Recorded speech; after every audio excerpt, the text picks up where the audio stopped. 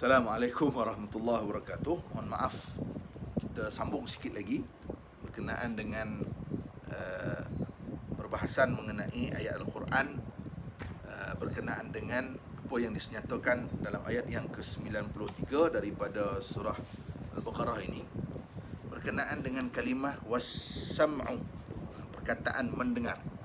Jadi saya sudah terangkan dalam episod yang lalu ataupun dalam video yang sebelum ni, yang terputus ni, berkenaan bagaimana Allah memerintahkan Bani Israel supaya mendengar. Dan perkataan mendengar ini satu perkataan yang sangat istimewa.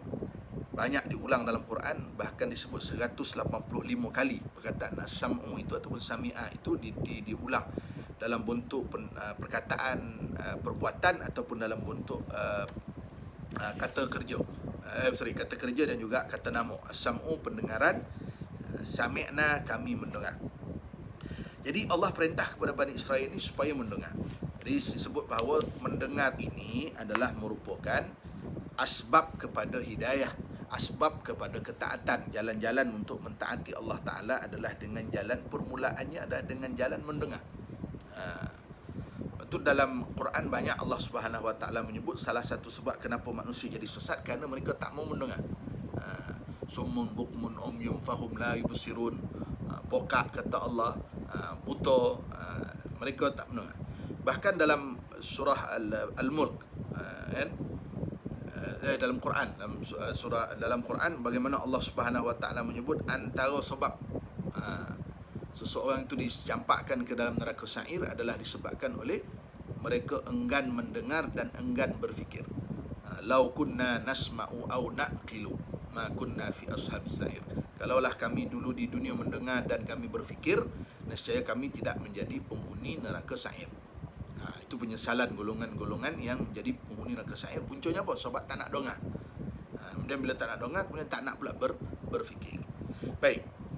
Dalam ayat ini seterusnya Allah melanjutkan lagi apa jawapan Bani Israel. Jawapan Bani Israel terhadap apa yang Allah Subhanahu Wa Ta'ala perintahkan kepada mereka. Mereka sebut, mereka mengatakan kepada Allah, sami'na wa asayna. Kami dengar tetapi kami ingkar.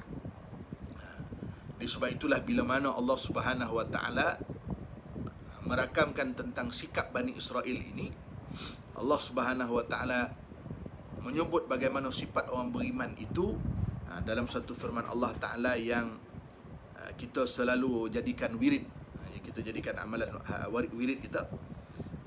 Allah Ta'ala menyebut, lillahi ma fis samawati wa ma fil ard wa in tubdu ma fi anfusikum aw tukhfuhu yuhasibkum billah fayaghfiru liman yasha wa yu'azzu man yasha wallahu ala kulli syai'in qadir. Kan, kita bila turun ayat ini, para sahabat datang berjumpa Nabi SAW. Ayat ini menyebut pada Allah, bagi Allah Ta'ala itu apa yang ada di bumi dan di langit. Sehingga Allah kata, wa in tubdu ma fi anfusikum aw tukhfuhu yuhasibkum billah. Apa yang kamu sebut dan apa yang kamu sembunyikan, semua itu akan dihisap oleh Allah Subhanahu Wa Ta'ala. Sampaikan para sahabat bila turun ayat ini rasa borek. Ayat ni rasa borek. Rasa borek. Kenapa? Kata para sahabat, ya Rasulullah, kalaulah kami dihitung pada apa yang kami cakap, kami boleh jaga. Tapi kalau apa yang terlintas di hati pun Allah Ta'ala kira, maka ni susahlah.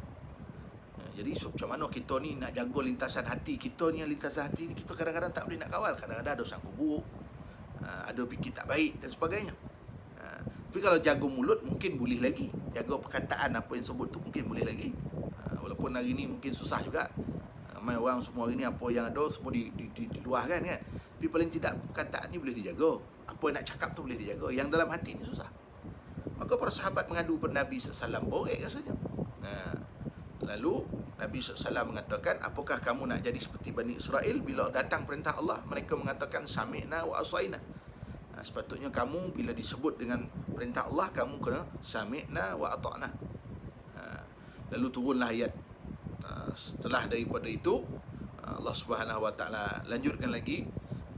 Allah Subhanahu Wa Ta'ala menyebut, Allah Ta'ala mengajar kita doa pada ayat seterusnya, kan, wa'fu anna waghfir lana warhamna anta maulana. Ini di antara ayat yang Allah Subhanahu Wa Taala ajar, mana kita kena jadikan wirid. Sebab kadang-kadang kita ni ada dosa-dosa yang mungkin kita tak perasan berlaku kerana sangkaan kita, ataupun boleh jadi kerana lintasan-lintasan hati kita yang tak mampu kita jaga. Jadi jadikan wirid bacaan doa tu, ataupun jadikan wirid bacaan ayat Quran tersebut, supaya setiap hari kita ni diampunkan dosa-dosa yang kita tak pasti apa yang kita tak tahu. Boleh jadi dosa yang melibatkan lintasan hati kita. Baik, apa jawapan Bani Israel? Qalu sami'na wa asayna wa ushribu fi qulubihimul ijla bi kufrihim. Allah menggambarkan bagaimana dogenya Bani Israel ini, sehingga mereka boleh jawab dengan Nabi, jawab dengan Allah, kami dengar tapi kami ingkar. Wa ushribu fi qulubihimul ijla. Dan mereka wa ushribu, kataan syariba ni minum, dalam bahasa Melayu kita kata minum. Tapi dalam ini dipanggil dengan isti'arah lah, meminjam perkataan tersebut daripada makna hakikatnya. Jadi apa yang disebut dalam ayat ni maknanya apa? Telah menyerap di dalam hati mereka ini kekufuran dengan menyembah anak lembu, al-ijlah. Maknanya dah sepati dah jadi minuman. Sedangkan minum ni minum ni di keperluan asas. Jadi seolah-olah mereka ni dengan menyembah anak lembu tadi tu dah semacam satu keperluan asas bagi dia. Sedangkan selain daripada Allah, ia bukan Tuhan, dan selain daripada Allah dia tidak mampu memberi manfaat dan mudarat.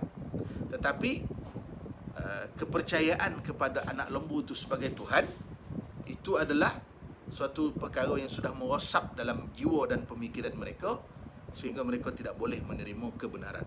Wala'iyyazubillah. Jadi kita berlindung kepada Allah Subhanahu Wa Taala agar perkara-perkara kebatilan itu tidak sampai menyerap sampai kita tidak boleh menerima kebenaran, sampai tertutup daripada melihat kebenaran. Kemudian Allah menyebut sebagai penutup ayat ni, kul bi sama ya'murukum bihi imanukum in kuntum mu'minin.